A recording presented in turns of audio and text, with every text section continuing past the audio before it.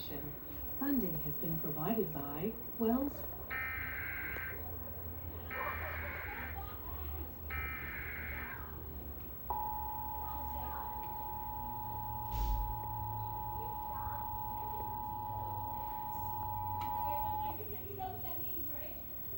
A civil authority has issued a practice/demo message for the following New Jersey counties: Cumberland and Salem, effective until 8:25 p.m. This is a test.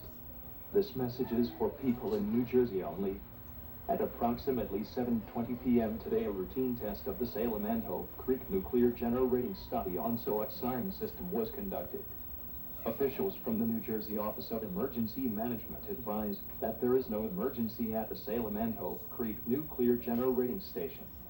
For additional information, refer to the New Jersey Office of Emergency Management website at www.ready.newjersey.gov or the Salem and Hope Creek Emergency Plan Information Brochure.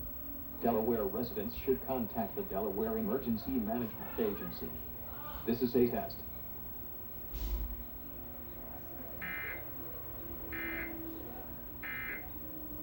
For